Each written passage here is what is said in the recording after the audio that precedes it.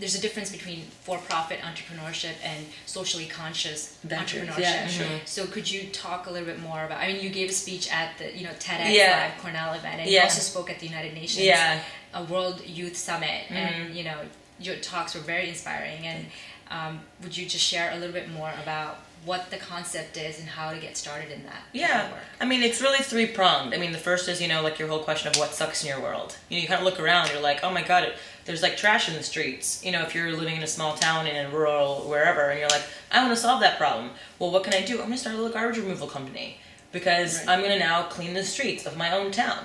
So all of a sudden, so the question is, like, what sucks in my world? And the second thing is, like, what am I passionate about? Again, and also, how does it solve a social problem? And then the third question is exactly that. It's like, what can I create around the thing that I'm passionate about? I'm passionate about cleaning my city. I'm passionate about making sure, like kids in Africa don't get stung by mosquitoes. I'm going to start a mosquito net company and put them over my beds.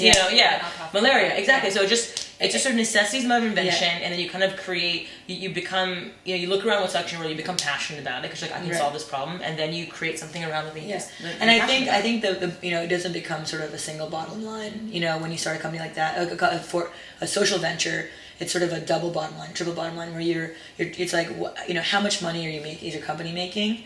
It's almost more important to know how many people are you affecting? How big is your impact? Right. And so there's sort of that concept, I feel like, is so lost. In so many industries. Oh, yeah, totally. But actually, and I think also, in the nonprofit sector, for example, I really feel strong that social ventures ultimately have a much better chance not only to create a sustainable business model, but actually impact more people.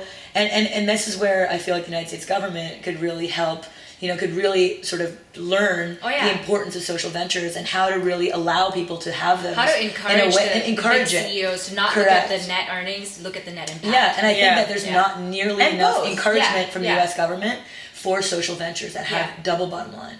And I think that needs. And it's the thing. It's like people have like more tax incentives, or and also, but also like wealthy families, when they start foundation, they only go after nonprofits. Like, why don't they invest in social ventures? Exactly. They can have a upward spiral, boom spiral thing. It's kind of like one of those. Exactly. Why do big corporations only invest in or only give money to nonprofits? There needs to be a tax incentive for these corporations to give to social ventures who are doing just as many important things. If not, and impacting probably more people. And so these are kind of the tax benefits that the government needs to help. So we're very passionate about this. This is the kind of